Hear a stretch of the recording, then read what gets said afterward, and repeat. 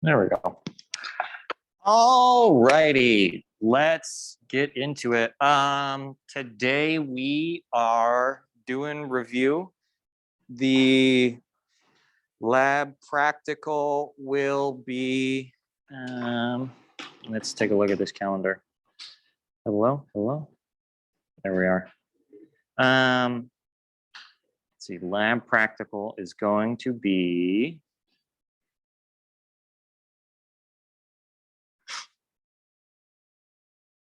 next week on Tuesday. Next week, Tuesday, we may start class late, but the total amount of time for the lab practical is going to be 30 minutes. At each station, you will have 1 minute to look at the question, answer the question, and then we will rotate through. At the end, you will have 7 minutes to go back through and go back to questions that you missed, want to go back on. You will have a terms list at the top. You'll have 20 blank spaces. There's no talking during the exam. We'll have, if you remember first lab, I had that lab timer. That's the same timer we're going to use. When you hear the beep, you rotate. Any other logistical questions about that? All right. Let's get into review then, eh? We will start going around. Let's not have notes out so that we can actually see what you know. Maybe take notes to see what you missed and what you didn't miss. We will start with Kimmy. You want to, let's have you come up, and I want you to write on the board with this one of the directions, any of the labels on there, any of them.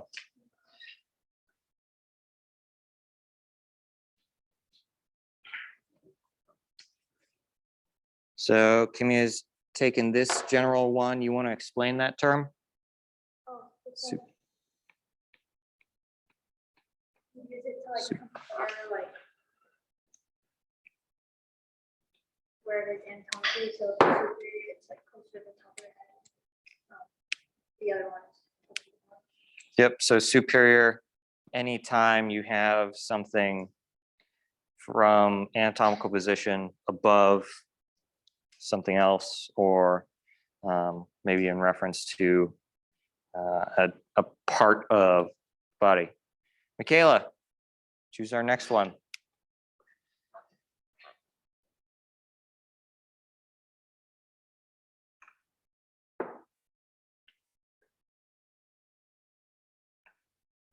Distal.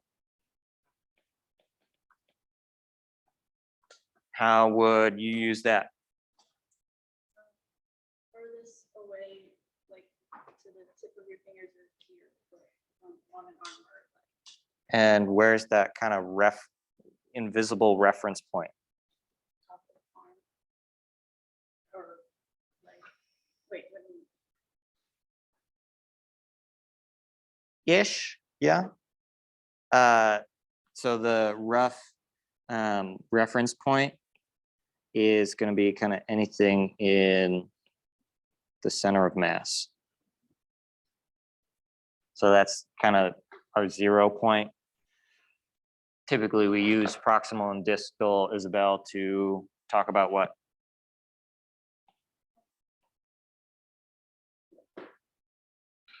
Oh, sorry, I didn't really answer your question. Proximal and distal usually is on an outer limb, or almost always on an outer limb. And it's kind of the base of the limb, which would be Mm-hmm. proximal versus the outer edge. So the closer, if something is closer to the outer edge of your limb, the distal part, then Mhm. you say it's distal. Mm-hmm. It's closer to the proximal point. It's proximal. Yeah. So closer to the center of mass, proximal, closer to the ends of a limb or extremity is more distal. Isabel, you want to put one of the terms up there, not proximal?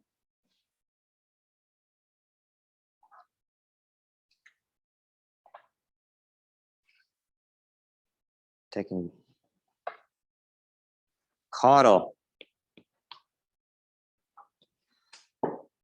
Cool. And what does caudal mean, Isabel?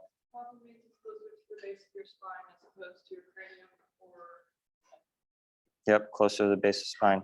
Tim, can you label for me the ventral side of this model?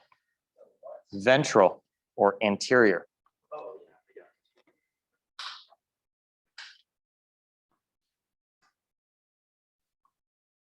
There we go, anterior. And when we reference anterior, what are we talking about here? It's like closer this way. Closer to your front, closer to your chest. Sure, yeah, that's a good way to put it. Parker, you want to label for me medial on this model?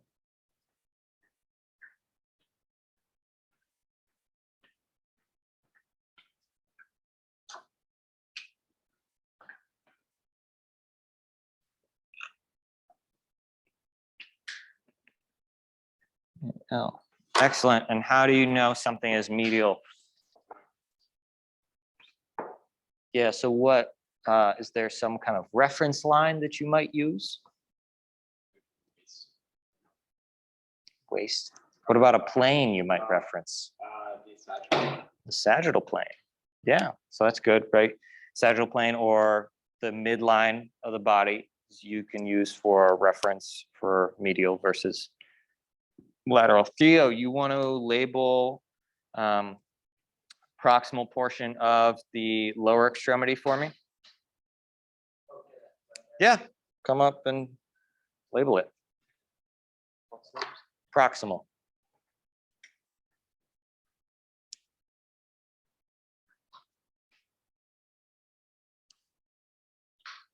Cool. Thank you, Theo. And we had that nice explanation earlier from Isabel about being more towards the center of mass for proximal versus distal. Mia, you want to label? Oh, Bree, thank you for walking on in. Bree, actually, your turn. Come up and label lateral for us on this model. Yeah, come up and write it. Lateral, yep. You got a hint already on there, medial. oh.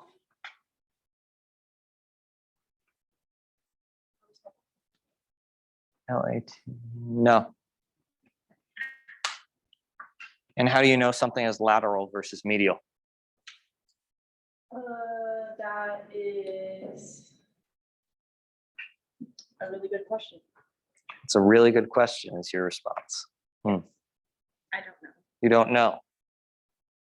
You want to get help from Mia?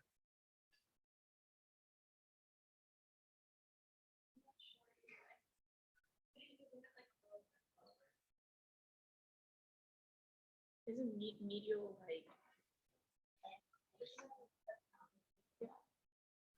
Right, so that reference line is medial, the midline.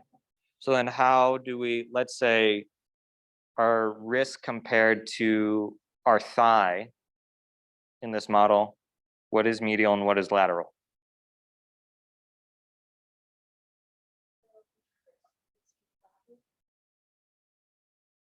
Say that again? Our wrist would be lateral. Yep, your wrist would be lateral. So how do you know it's lateral? Because it's like medial is like closer to like the center.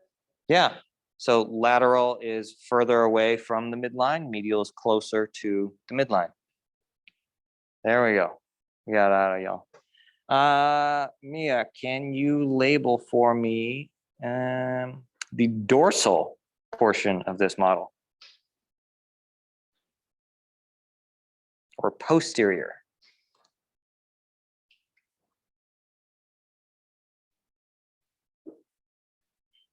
Good. And how do you know something is dorsal or posterior? It's just like your back side. So it's closer to the back versus the front. There you go. Kayla, let's have you label inferior for me.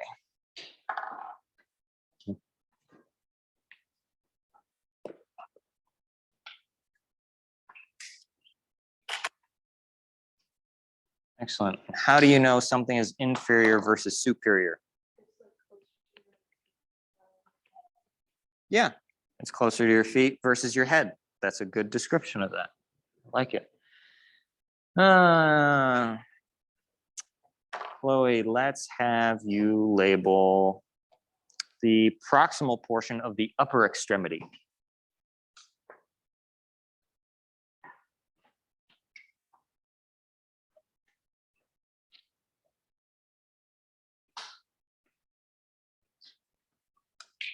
Excellent. And how do you know something is proximal versus distal?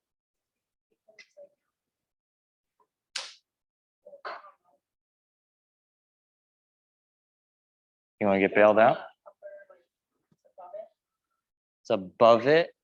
No, I think that would, if something's above something else, what descriptor might we use? Anyone shout it out? Superior and inferior, yep. So proximal versus distal, what are we using? What's the point of reference? Roz?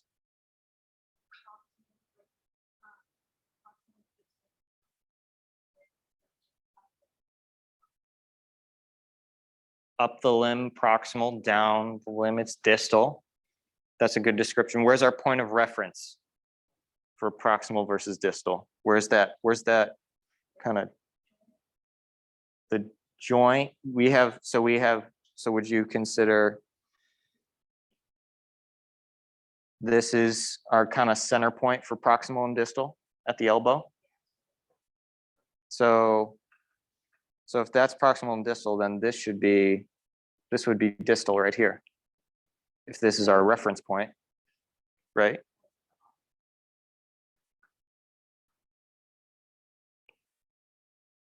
Kimmy, you want to bail them out? It's based on like the center of mass or like your core. So whatever. Yep. If it's proximal, it should be your like center of mass. So this way. Yep. So center of mass, right here. Anything closer to the center of mass is going to be more proximal. Anything further away is going to be distal. Typically, we're using proximal and distal on the limbs. Make sense? Yep. You sure? Yes. All right. Roz, can you label for me cranial?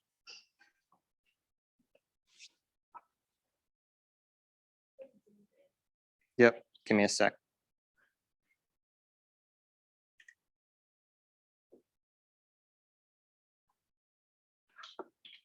Cool. How do you know something is more cranial versus caudal? Up your spine, down your spine. You want to be more specific?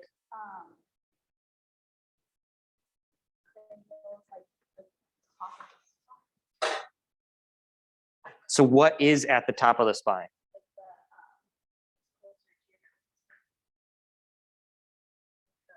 What structure? What bone structure is at the top of your spine? The cranium. Okay. So if something is cranial, are we saying that cranial stops? Where does cranial stop? Or it's at your neck. Where it stops Cranial stops right here? No? So then where does cranial stop? Where on your head does it stop?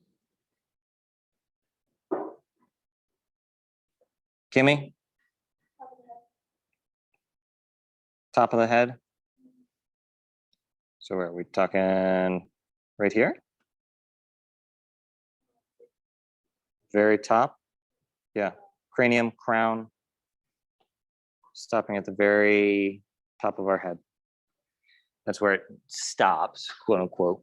But yes, cranial. Cranial, closer to top point of your head right here. Caudal, closer to the sit bone portion of your spine. Kimmy, let's have you label the left side of this model.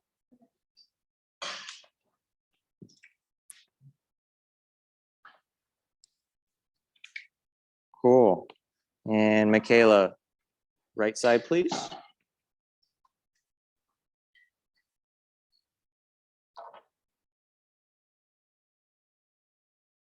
And so these are on opposite sides to me. Why do we label what, when we look at a model, what are we using for left and right? Yes, they're left and right, the model or the patient's left and right. Isabel, last one, distal on the lower extremity.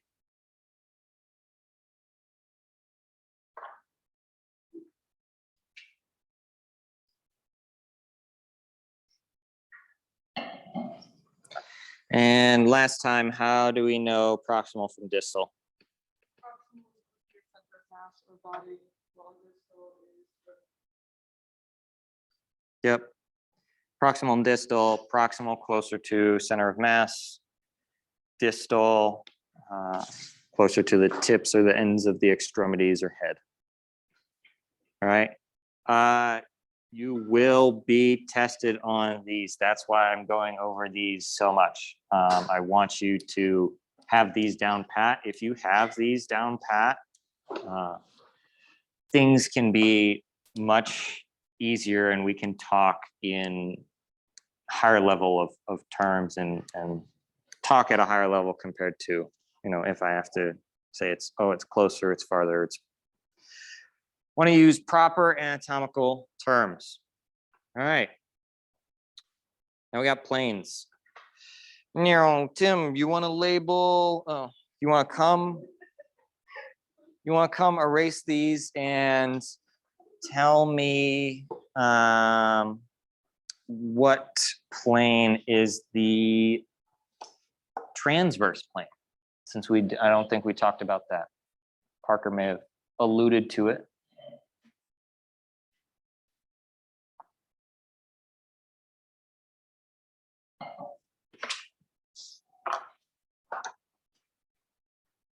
That's good enough.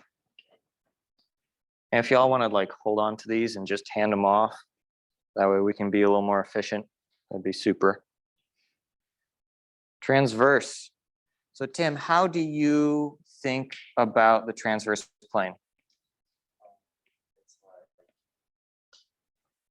I guess like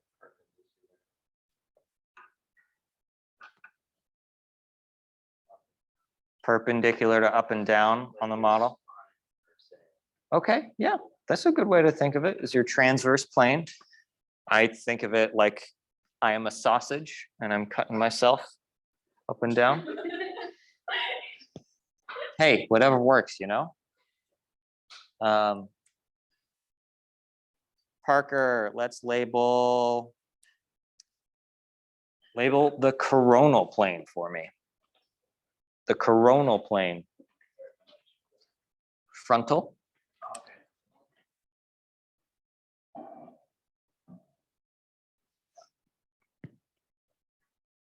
And how do you think about the frontal plane? Like front, so like cut your body in half, take a front. That's good. That's a good way to think of it. Frontal plane, cutting your body front to back. I like it. Theo, you got a layup, sagittal plane. I sure hope you get this one.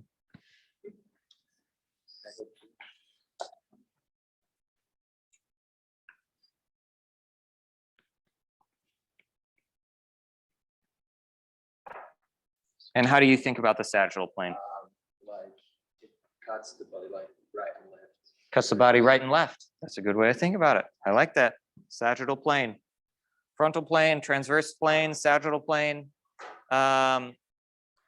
We will use these kind of when we talk more about muscles and we go into imaging. You'll have to kind of extrapolate and move things in your head in 3 dimensions. If you're able to manipulate and visualize stuff in space and move it in 3 dimensions, this class will be a lot easier for you. It's not a skill that you'll get right away, but it is something that can benefit you greatly. All right, Bree, we got some tissues up here. You want to label one of these for me? You want to, yeah, if you want to label one of these and erase some of this stuff up here, that'd be super.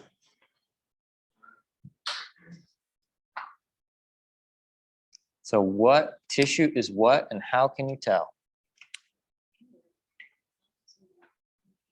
Smooth muscle. All right. And how can you tell that's smooth muscle?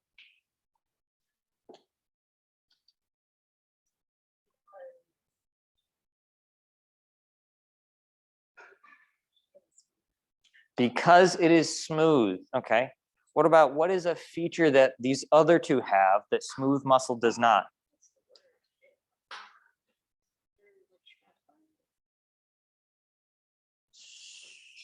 Not stratified. Close. It is an S word.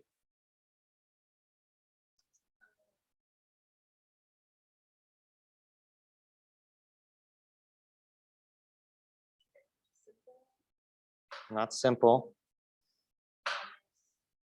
That's a type of epithelial tissue.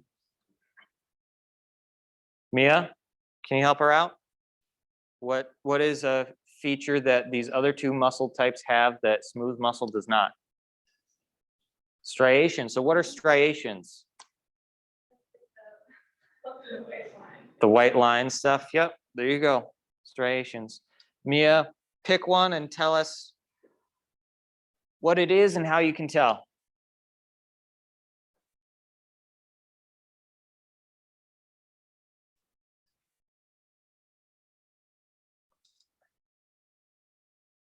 Oh. Cardiac muscle. Okay. How can you tell that's cardiac? Because it has the striations and it has like these darker circles. They all have dark circles in them. Those are nuclei.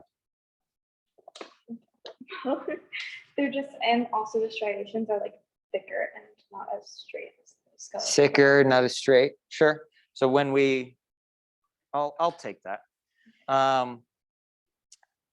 When we think about cardiac muscle, they have kind of distinct clefts that we can think about, and it's not, muscle tissue isn't as straight or smooth as the other 2 types.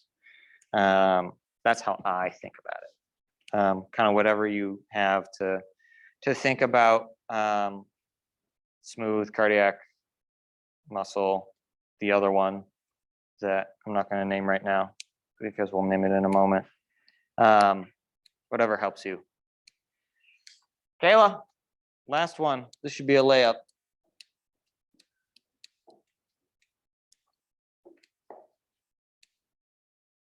Skeletal. And how can you tell?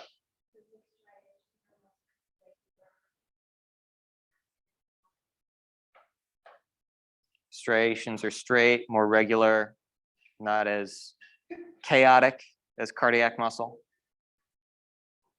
All right. I will try to get you all time today with microscopy, if we can finish this relatively quickly. All right, Chloe. We got stuff up here now. You want to erase some of this stuff and then tell me what is what? What kind of tissue is what? For all of them? For one, Okay. just for one.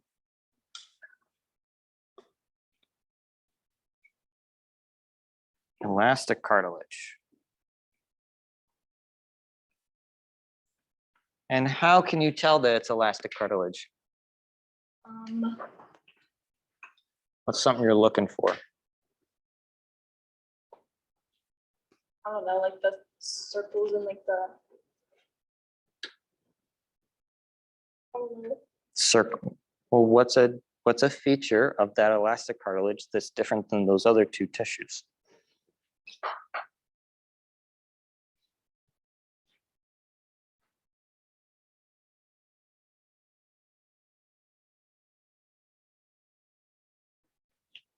I don't know.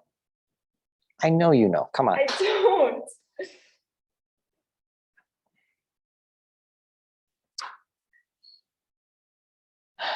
Roz, you want to bail her out? How can you tell the difference? But, and the second one that has it looks like it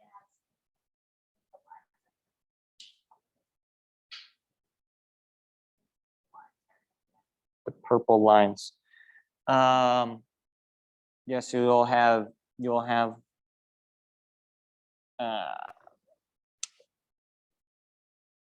in both of these, you'll have chondrocytes. So those are the circles, the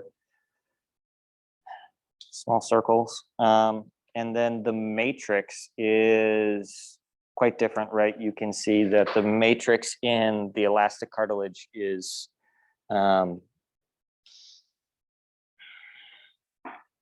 more, it just has more substance to it compared to that hyaline cartilage. Hyaline cartilage is a little bit smoother, some flexibility, but in order for elastic cartilage to be elastic, we have to have some more fibers in there that have a little bit of give. Okay? Cool. Oh, shoot. Roz, come up and label for us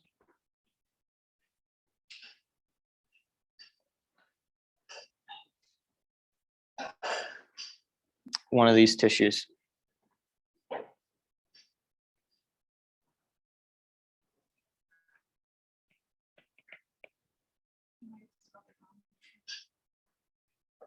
Which one? Okay. You want to give this to Kimmy?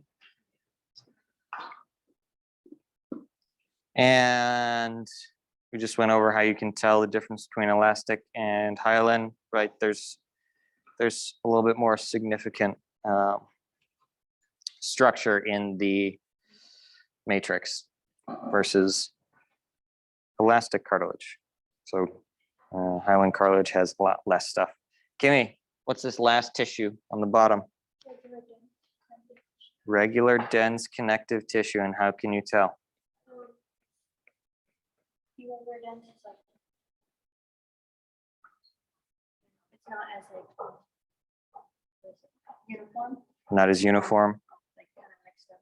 Mm-hmm. Do I have to write it? Nope. Regular dense connective tissue. Cool. All right. Miss Yee, you want to pick one of these? Tell us what it is and how you can tell.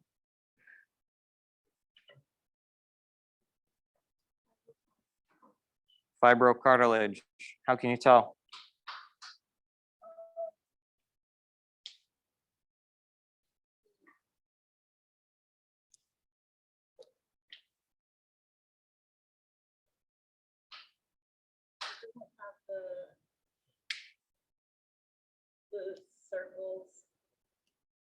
Doesn't have the chondrocytes. There aren't as many chondrocytes. There's a little bit more collagen, so that what looks like fibers, fibrocartilage. There's more collagen in the matrix, more fibers in that matrix, fibrocartilage. Cool. Isabel, what's one of these last two?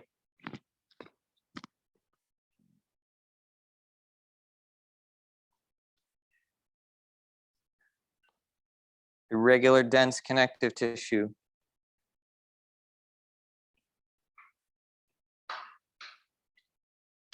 And how can you tell? Marble, that the marble connective tissue, or the regular connective tissue, it's not as straight, it's more sporadic. Not as straight, more sporadic compared to regular dense connective tissue. Kimmy? Is that like white, so could that be considered striation or like what is it? You could consider that striations. That's going to probably be fat. Connective in your connective tissue is kind of where a lot of fat or a lot of fascia is. And Tim, you want to give us, what's this last one down here? Like without looking at my notes. No. Parker, you want to bail Tim out? Tell him what it is. Couldn't tell you. Theo. It's blood. And how can you tell that it's blood, Theo? Because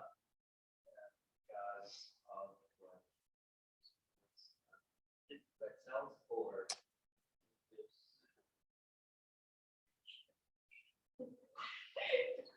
Very nice job, Tim. Nice tracing job.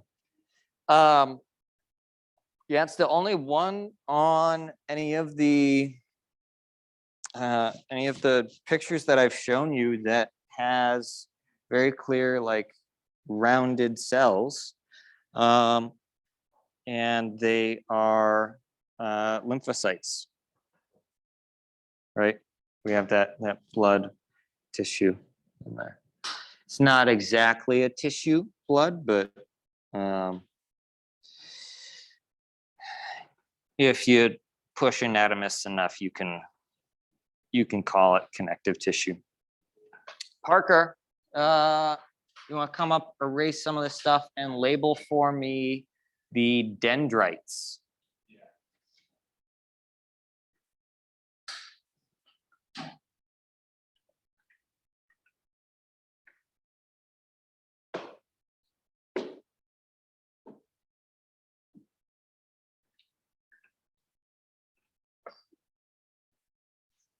There you go. Dendrites. And what's a feature of the dendrites? How do you know that those are the dendrites? You remember them being there? Okay. How about what is something that they're adjacent to that might cue someone in? No idea. No kind of big features that stick out. Oh, it's next to the nucleus. There you go. Good. Parker, follow-up question. Do you know what the dendrites connect to? No. Anyone want to shout out what the dendrites connect to? Other neurons? Yep. How do they connect to other neurons? They connect to other neurons. I might not have covered this, but they connect to other neurons through other dendrites. Theo, you want to label for me the axon. There's the axon. There we go, axon. And how can you tell that's the axon?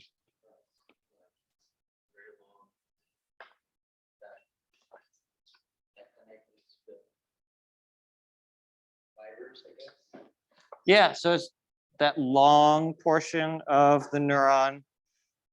It connects the dendrites near the nucleus to the dendrites at the, I'll call it quote unquote, the end of the neuron cell.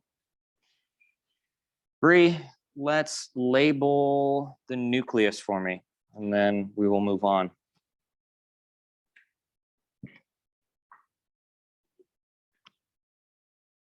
Big N. Nu-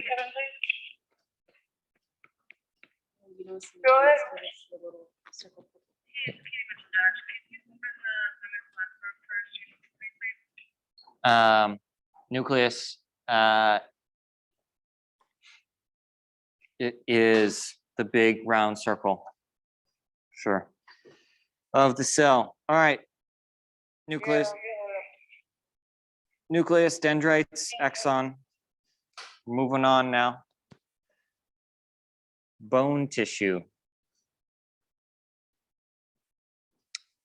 Mia, let's label the shaft. And for bonus, if you want to label, if you can tell me the proper anatomical term besides shaft for the bone, that would be super. You have no idea. So can you, shaft of the bone, what is the shaft of the bone? For the body? Yeah. So it's the shaft of the bone. What, Kayla, what is the, can you give me the proper term for the shaft? Diaphysis? Yes.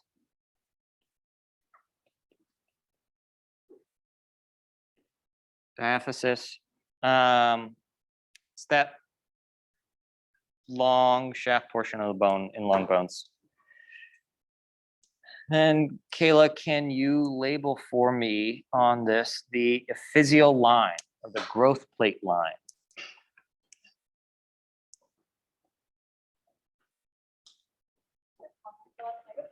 Yeah.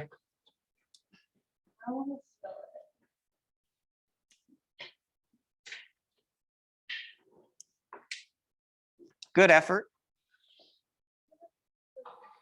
Epiphyseal. It's a hard one. Yes, it is. You pointed, you labeled the correct structure. Good job.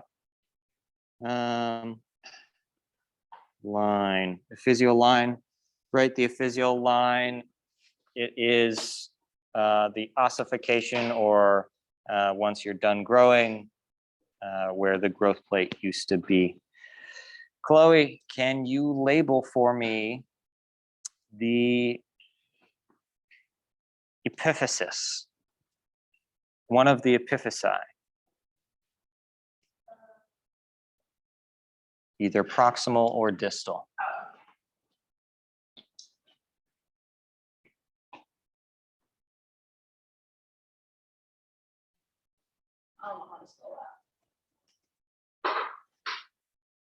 EPIP HYSIS. HYSIS.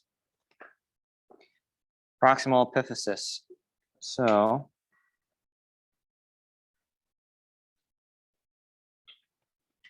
proximal epiphysis, what is the epiphysis?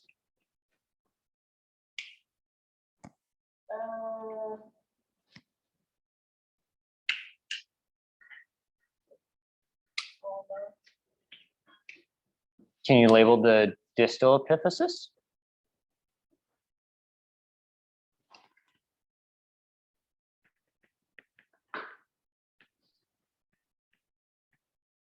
Oh.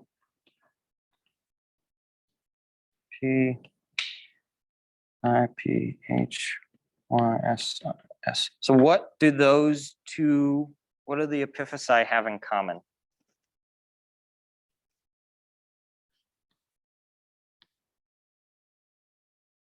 They're both like at like the either end of the bone. Yeah, So the epiphysi are the ends of a long bone. What are both of those a part of? What might they articulate with? Or what do you mean? How do I put this? I'm just gonna say, epiphysi also help to form joints, right? So ends of long bones help form joints.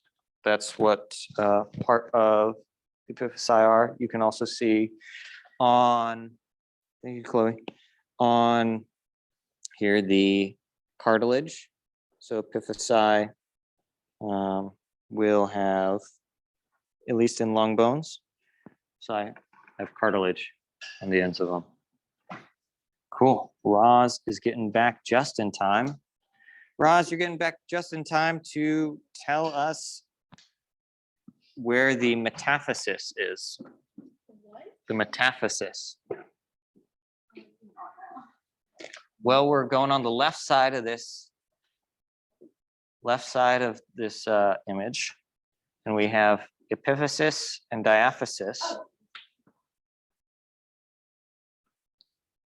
Yeah. So what is that? Is there should be another word in front of that metaphysis.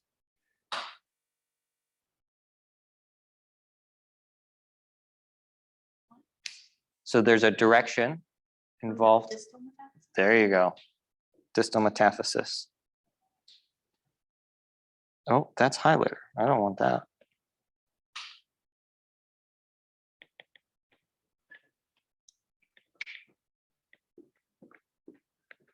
Roz, what is a metaphysis?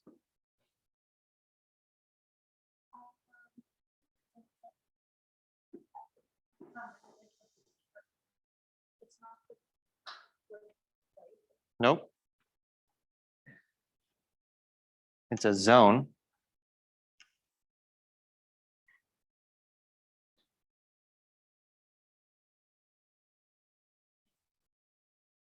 So if it's a zone and it's between two, so it's between the epiphysis and the diaphysis, what might we call that? What kind of zone?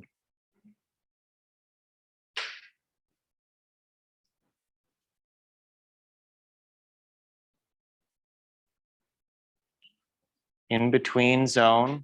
What's a synonym for in between? Middle. You're getting close. Starts with it. They do it in basketball. It's when they're going from one side to the other.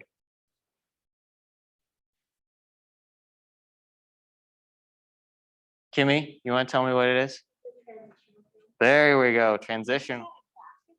In transition. Okay. Transitional zone, metaphysi. Transition between one end to the other.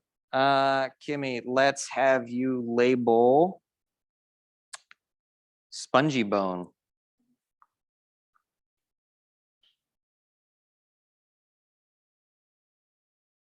Very nice. And how can you tell it's spongy bone? It's like not solid, it has specs throughout, so it's not very comfortable. Yep, specked throughout. I would say it looks more similar to a sponge. Spongy bone. Michaela, let's label some compact bone, and then we will move on.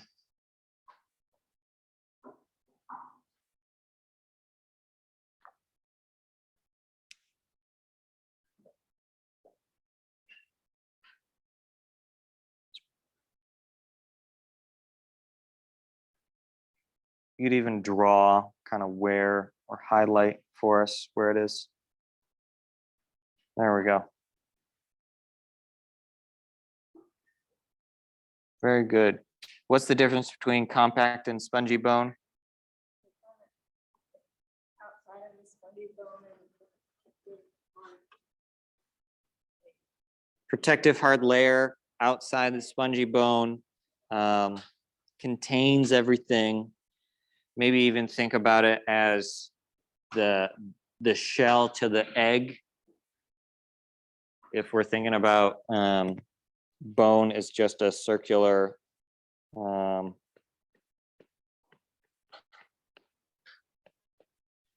if we're thinking of bone as just a circular being, the compact bone is the eggshell to the egg. Last one that I'm going to put up here because I already highlighted it, articular cartilage.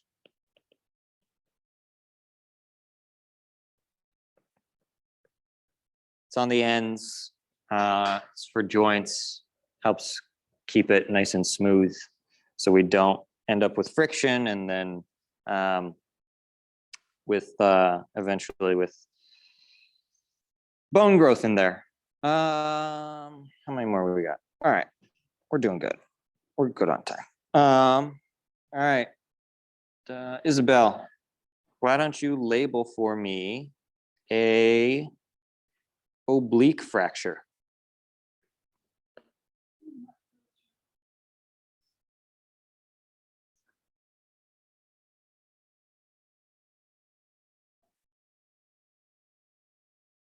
Oblique fracture.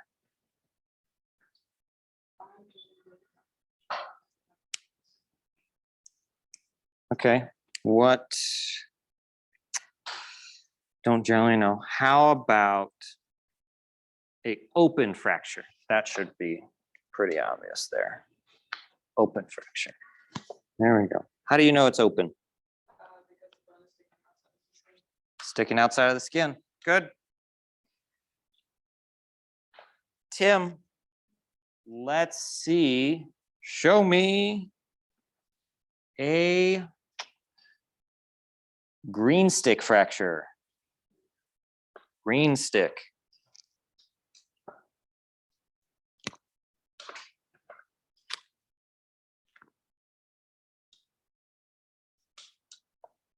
Very good.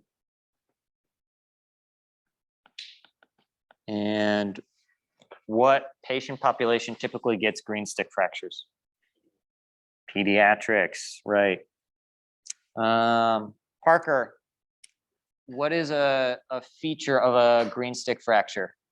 Why is it different than all these others?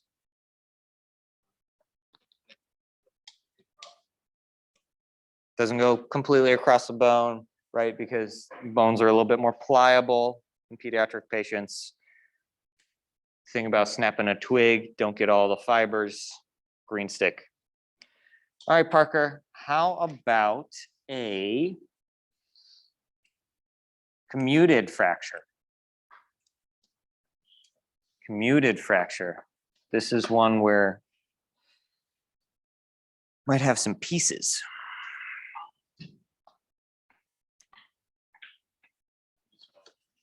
COMMINUTED.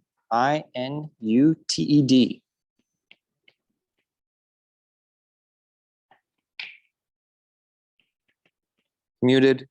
Got a bunch of pieces in there. Commuted fracture. CL, my favorite type of fracture, spiral.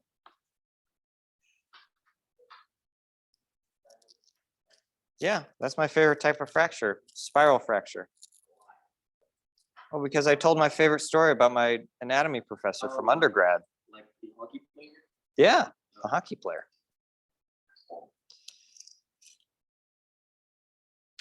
Spiral fracture, there we go. So what's something that makes a spiral fracture special, Theo?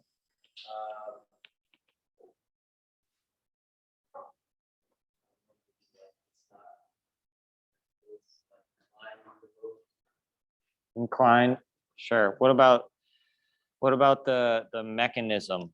Oh, it's because like the bone is rotated, so like the pressure like impacts. Yeah, so we're doing a twist here and a break, right? So we're my professor, right, got the skate stuck, turning and pushing off. So there's that traction So we get a force going up, force going down because his skate is stuck in the wall right here. And we get that spiral fracture. Bree, can you show me a transverse fracture?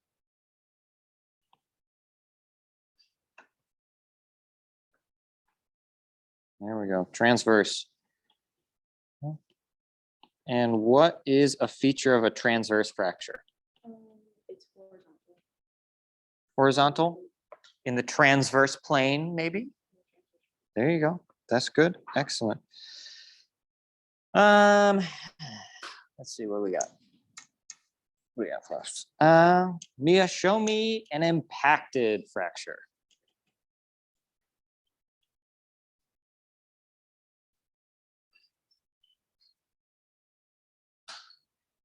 Impacted. There we go. And very good. Last one, we have oblique. Miss Powell? Should be a layup. I know. There's a different kind of question that I'm gonna ask of Chloe. Oblique. And what is a feature of an oblique fracture? I don't know. How does that fracture look different to the rest of them? Maybe not spiral, but compared to transverse, commuted, impacted, green stick. Not straight across. What about is that an oblique angle? Yeah, there you go. Chloe, last question. You don't necessarily have to come and label it, but what are all of these fractures compared to the open fracture? What are they? Yeah, compared to the open fracture, right? There's a broader category. Yep, they're closed fractures. And closed fractures are what? How are they different than open fractures? Right, they're not poking out of the skin, they're staying inside the body.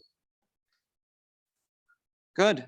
Open, closed, transverse, spiral, commuted, impacted, green stick, oblique. All right. We're almost done. And then I'll let you all look at slides. Let's see here. What's this? Let me get my cheat sheet. Roz, show me flat bone. Which one of these is a flat bone?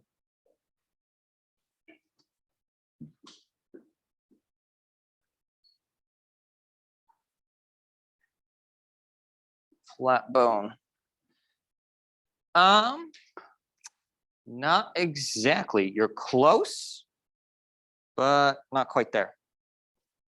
So why don't can you erase the rest of those for me? And oh shoot.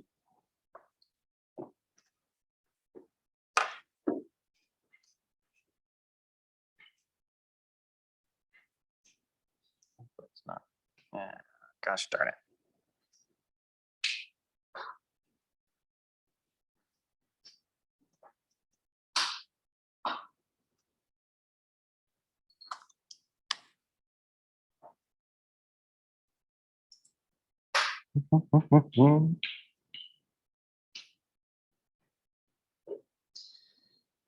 Where did that go? Did I oh, that's cool. That's what happens. Lit. All right, hold on here. Give me a minute.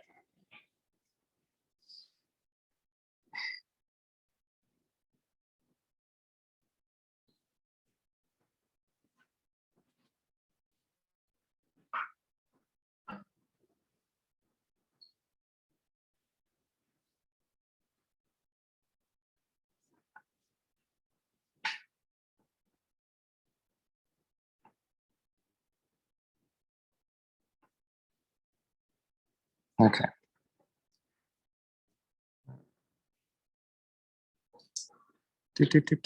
Where is Zoom?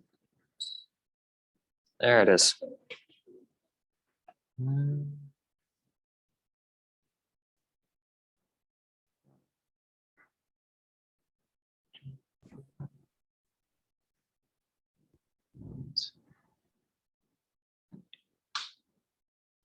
Okay.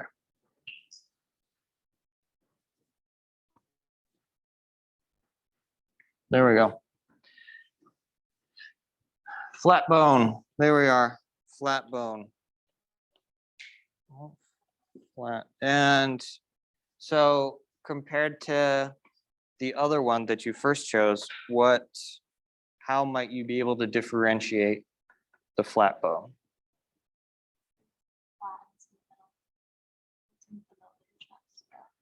So, so the sternum is in the middle of your chest. That's not necessarily something you can use to say that's a characteristic of a flat bone. Flat bone typically are mostly compact bone. They're flat. Yes, that one's flat, but it's rounded. It has a little bit more depth to it. All right, Kimmy, you want to label for us sesamoid bones?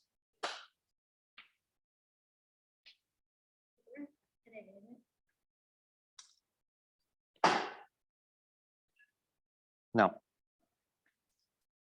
Sesamoid bones. So what? There is an A. You're right. I'm SESAMOID.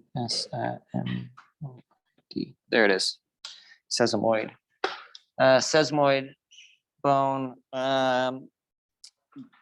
Specific to sesamoid bones, how can we differentiate sesamoid bones from other bones?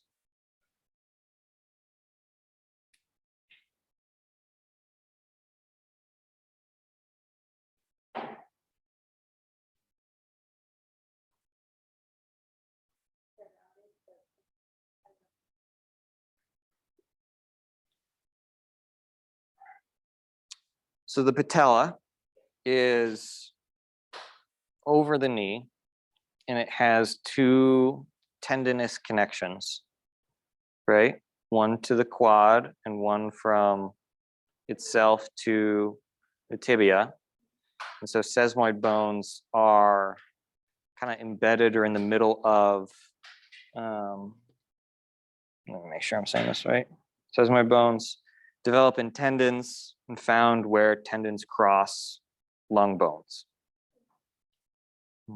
They help protect those tendons from excessive wear and tear. Michaela, you want to label irregular bones for us?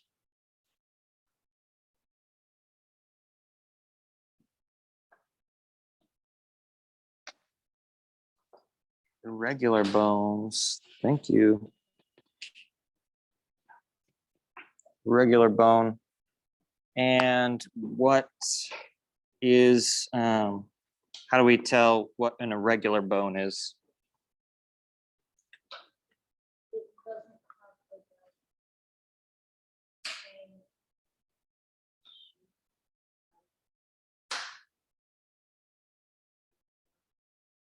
Doesn't have the same shape as any bones. You might say that irregular bones, you're looking at various shapes. You know, it doesn't necessarily meet any of the other criteria for any of the other types of bones. So then we put them into the category of irregular. Isabel, you want to label, show me short bones. What's a short bone here?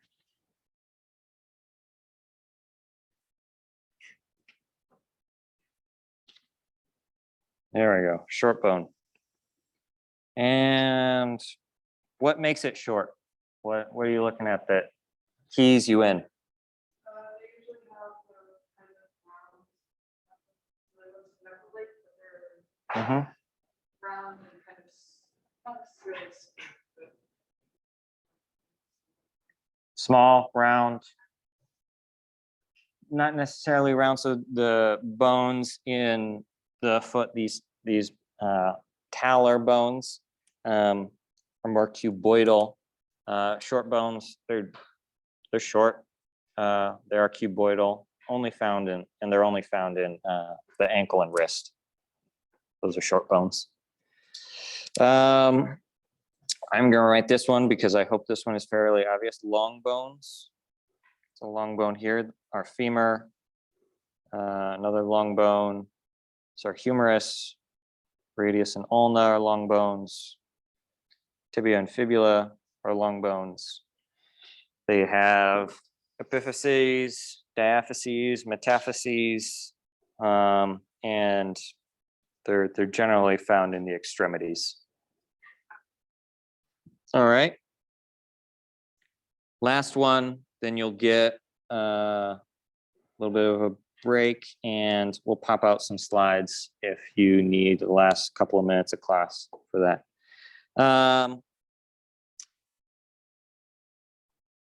Compact and spongy bone. Tim, let's do this all in one fell swoop, eh? Which one's compact and which one is spongy?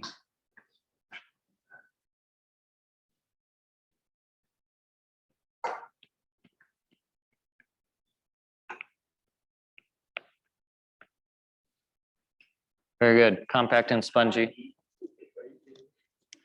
I don't know. No.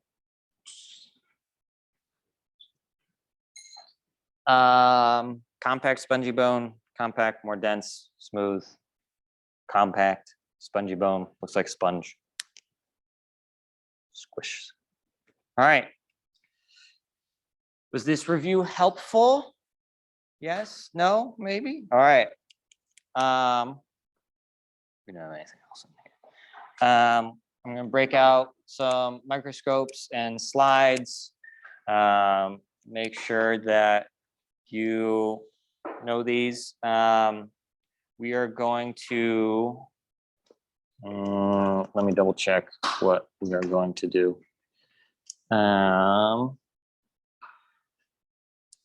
So we next meet on Friday, and then, yeah, you next meet on Friday. So we are going to, I'm going to continue to lecture. We will have one lecture, and then the class after that, we will, the next time we meet on Tuesday. So we meet Friday, we meet Tuesday. Tuesday is your lab practical. If you have questions, you can always rewatch lecture, relook at the slides, email me, set up a time to meet. I really don't want you all to get behind, because if you get behind, it's hard to catch up. I know from firsthand experience. We will go over new stuff on Friday. You will not be responsible for it, for the lab practical, but it's just to help keep us on time for class, okay? Any questions? All right. Anyone have any slides in particular that they want me to really pull out and make sure you get eyes on?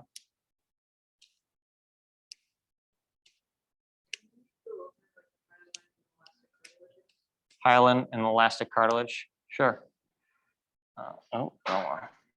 So